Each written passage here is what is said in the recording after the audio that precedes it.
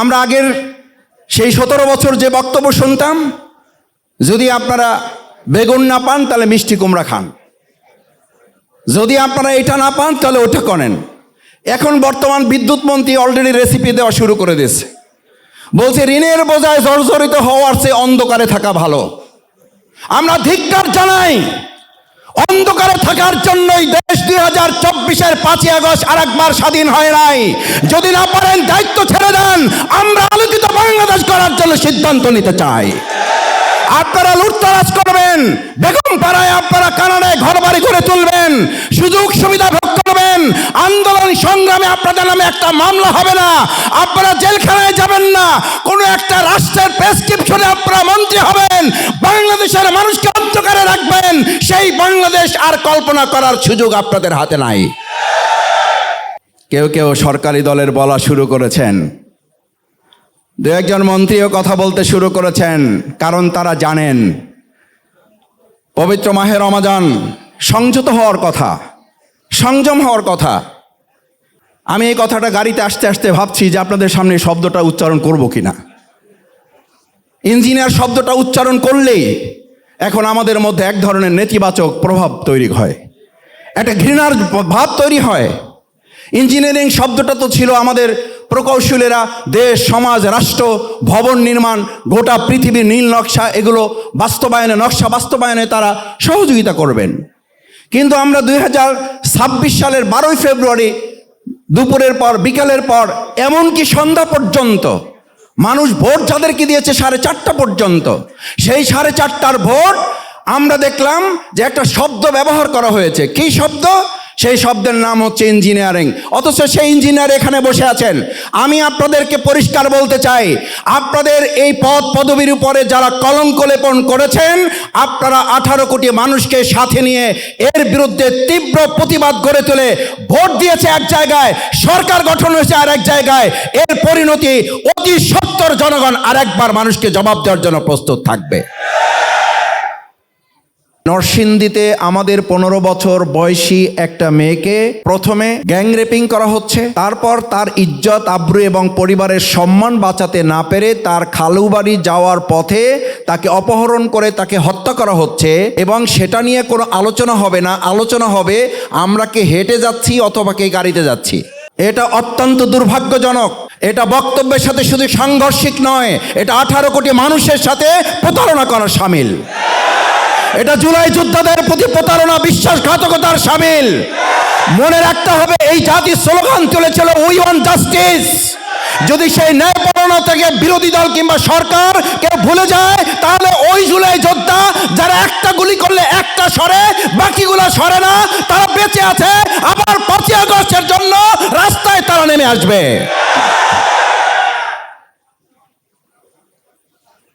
আমাদের মনে করার কোনো কারণ নাই 5ই আগস্ট হেলিকপ্টারে সবাই চলে গেছে।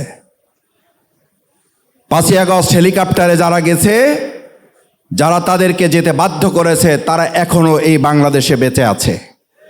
তারা কে হেঁটে গেছে অফিসে আর কে গাড়িতে গেছে এইটা দেখার জন্য নতুন বাংলাদেশ গড়ে তোলে নাই। তারা গড়ে তুলেছে আমাদের এই আমেনার সন্ত্রাসী নুরাকে 24 ঘন্টার মধ্যে গ্রেফতার না করতে পারলে প্রয়োজনে বিরোধী দলকে পরামর্শ দেবে, রাস্তায় নেমে আমার এই আমেনা বেগমের হত্যাকারীদের গ্রেফতারে সরকারকে বাধ্য করতে হবে। বর্তমান বিরোধী দলকে গৃহপালিত বিরোধী দল মনে করে প্রথম যদি একটু হানিমুন ভাব মনে হয়, তাহলে এটাও সরকারকে মনে রাখতে হবে। বর্তমান বিরোধী দল 68 জন সংসদের সদস্য সম্মিলিত এবং তার সাথে আরও 6 জন।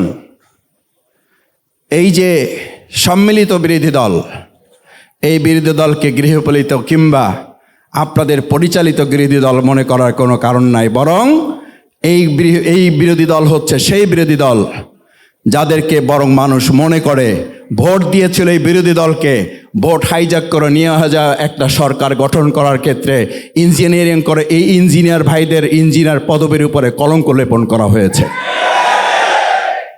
ইঞ্জিনিয়ার শব্দটা ছিল সম্মানের, মর্যাদার। আমি এই কথাটা গাড়িতে আসতে আসতে ভাবছি যে আপনাদের সামনে শব্দটা উচ্চারণ করব কিনা। ইঞ্জিনিয়ার শব্দটা উচ্চারণ করলেই এখন আমাদের মধ্যে এক ধরনের নেতিবাচক প্রভাব তৈরি হয়, একটা ঘৃণার ভাব তৈরি হয়। ইঞ্জিনিয়ারিং শব্দটা তো ছিল আমাদের প্রকৌশলীরা দেশ, সমাজ, রাষ্ট্র, ভবন নির্মাণ, গোটা পৃথিবীর নীল নকশা, এগুলো নকশা বাস্তবায়নে তারা সহযোগিতা করবেন।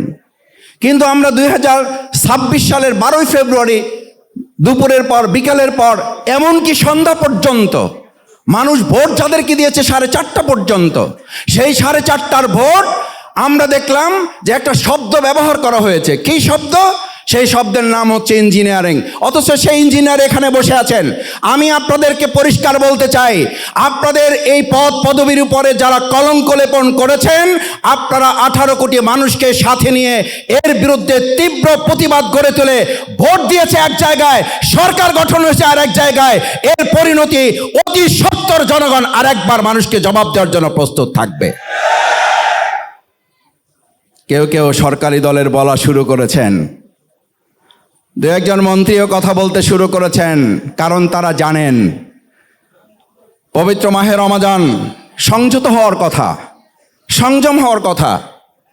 আমরা আগের সেই 17 বছর যে বক্তব্য শুনতাম, যদি আপনারা বেগুন না পান তাহলে মিষ্টি কুমড়া খান, যদি আপনারা এটা না পান তাহলে ওটা করেন। এখন বর্তমান বিদ্যুৎ মন্ত্রী অলরেডি রেসিপি দেওয়া শুরু করে দিয়েছে, বলছে ঋণের বোঝায় জর্জরিত হওয়ার চেয়ে অন্ধকারে থাকা ভালো।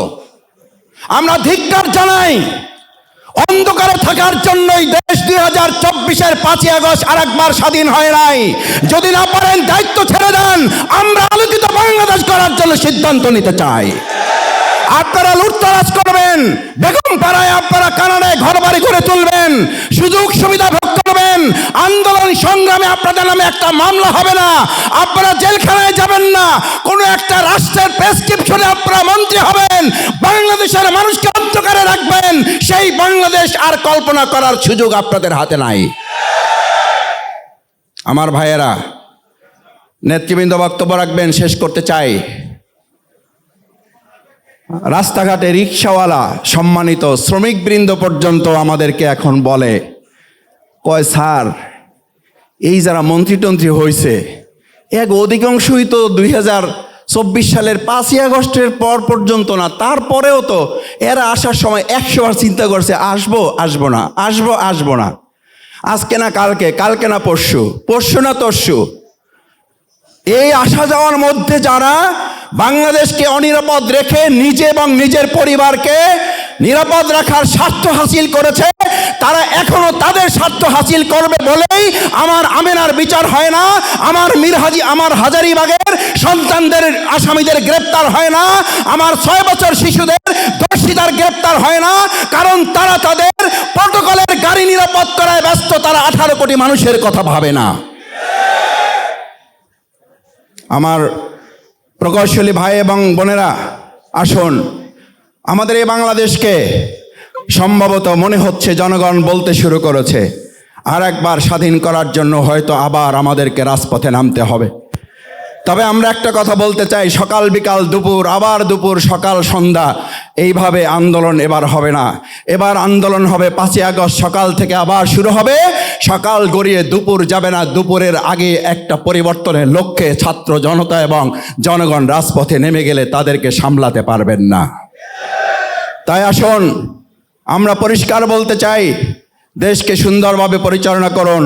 রমজান সংযমের মাস, কথাবার্তায় সংযমী হন, কাজের ক্ষেত্রে সংযমী হন, দেশের নাগরিকদের প্রতি সংযত আচরণ করুন এবং মানুষের মর্যাদা সমুন্নত রেখে যে বৈষম্য মুক্ত একটা বাংলাদেশ আমরা গড়ে তুলতে চেয়েছিলাম, আমাদের সন্তানরা যে জন্য জীবন দিয়েছে, আমাদের ভাইয়েরা যে জন্য জীবন দিয়েছে, আমাদের নেতৃবৃন্দ হাসতে হাসতে ফাঁসির মঞ্চে গিয়েছে, সেই বাংলাদেশের বিপরীত কোনো চিত্র দেখলে আবার এদেশের মানুষ একতাবদ্ধ হয়ে রাজপথে নামবে, তাতে কোনো সন্দেহ নেই। তার আগেই যদি আপনারা সতর্ক হয়ে যান, তাহলে আপনাদের জন্য কল্যাণ, দেশবাসীর জন্য কল্যাণ। একটা সরকার প্রতিষ্ঠিত হতে না হতেই আমরা যখন 3টি মৌলিক কথা শুনছি সরকারের প্রধান ব্যক্তির বক্তব্য থেকে, আইনের শাসন, ন্যায্যতার ভিত্তিতে দেশ পরিচালনা এবং গুরুত্বের ভিত্তিতে নাগরিকগণ তাদের অধিকার সংরক্ষণ করবেন, এই কথা বলার 5 দিন 7 দিন যেতে না যেতেই আমাদেরকে এই দৃশ্য কেন দেখতে হয় যে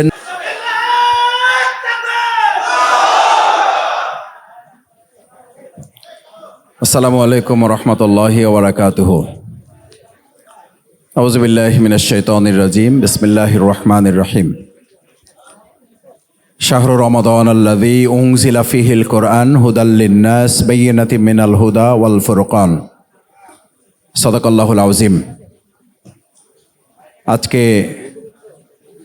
the forum of engineers and architects Dhaka মহানগরী দক্ষিণের উদ্যোগে আয়োজিত এই ইফতার এবং আলোচনা সম্মানিত সভাপতি,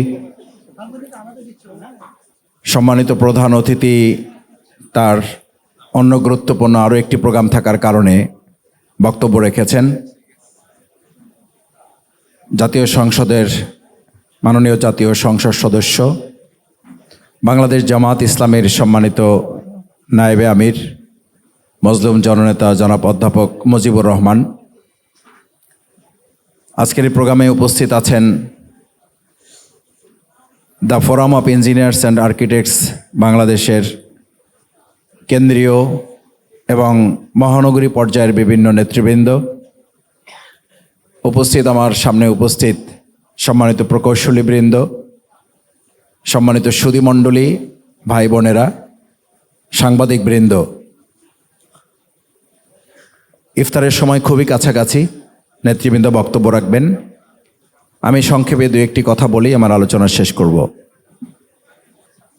সম্মানিত সুধীমণ্ডলী, আমার শ্রদ্ধাভাজন প্রকৌশলী ভাই এবং বোনেরা, রমজান হচ্ছে এমন একটি মাস, 12 মাসের মধ্যে একটি মাস।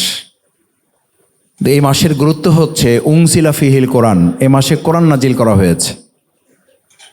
যদি এমন হতো যে শাহরু শাওয়াল উনজিলা ফীহিল কোরআন, তাহলে মর্যাদা কি রমজানের হতো না শাওয়ালের হতো?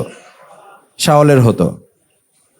রমজান মাসের মর্যাদা মাসের জন্য না, মাসের মর্যাদা কোরআনের জন্য।